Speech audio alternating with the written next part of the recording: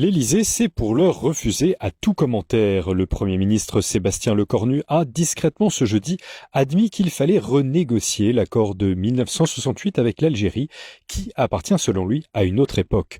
Il a néanmoins souligné que c'est le président de la République qui était garant des traités internationaux, tout en disant respecter le vote des députés. Des députés de droite, RN et UDR, qui étaient hier, jeudi 30 octobre, euphoriques après l'adoption à une voix près d'une résolution dénonçant cet accord, prévoyant un régime migratoire d'exception pour les Algériens venant en France. C'est la première fois de son histoire que le RN parvient à imposer un texte au Parlement.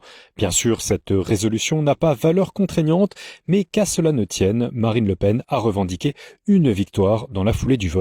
C'est évidemment une journée qu'on peut qualifier d'historique pour le Rassemblement national, puisqu'il vient de faire voter pour la première fois dans une de ses niches un texte qui est extrêmement important pour nous, parce qu'il nous apparaît être important pour notre pays. Nous considérons qu'il n'y a plus rien aujourd'hui qui justifie le maintien de cette convention.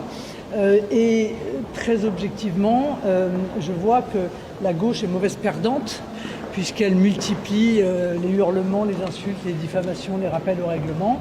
Il faut qu'ils comprennent que la démocratie est ainsi faite que lorsqu'il y a une voix de plus pour voter un texte, eh bien ce texte passe. Le texte a été adopté grâce au vote d'élus LR et Horizon, le parti d'Édouard Philippe, mais peut-être surtout grâce à de nombreux députés Renaissance qui ont sciemment déserté l'hémicycle, permettant au texte qui n'a pas de valeur contraignante de passer à 185 voix pour et 184 voix contre. À l'origine, des accords signés pour conclure la guerre d'Algérie et qui ont mené au grand paradoxe de l'immigration algérienne en France, sans parvenir à enterrer la haine vivace qu'Alger entretient face à l'ancienne puissance colonisatrice.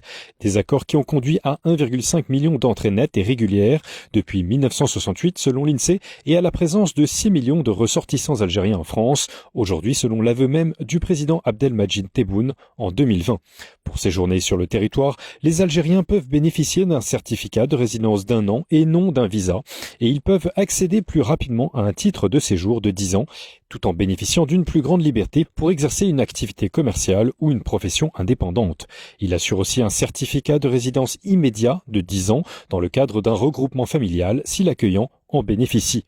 Alors que les relations avec Alger se sont dégradées depuis plusieurs années, les élus RN et UDR demandent la fin de ce régime dérogatoire et veulent peser dans la libération de l'intellectuel Boualem Sansal et du journaliste Christophe Glaise, emprisonnés pour raisons politiques en Algérie. Plusieurs raisons. Tout d'abord, il faut rappeler que nous avons 2 compatriotes qui sont aujourd'hui incarcérés de manière complètement arbitraire en Algérie et que l'Algérie utilise ces 2 Français, pour l'un franco-algérien d'ailleurs, pour faire pression sur la France.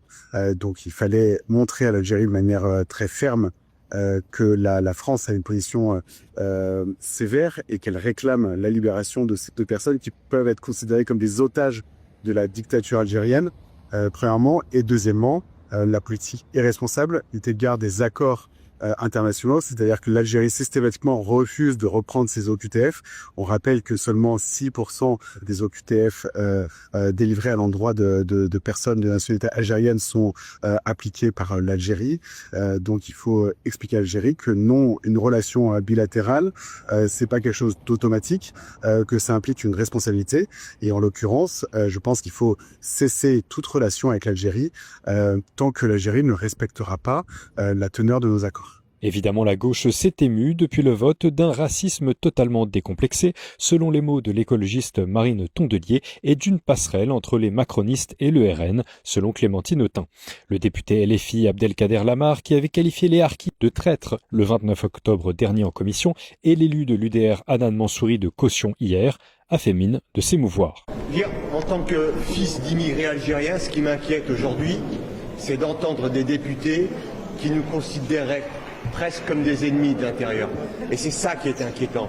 C'est qu'aujourd'hui, un texte raciste, haineux, puisse être voté avec la complicité de cette fameuse droite républicaine qui se dit héritière de Gaulle. Et je pense que le général de Gaulle doit se retourner dans sa tombe.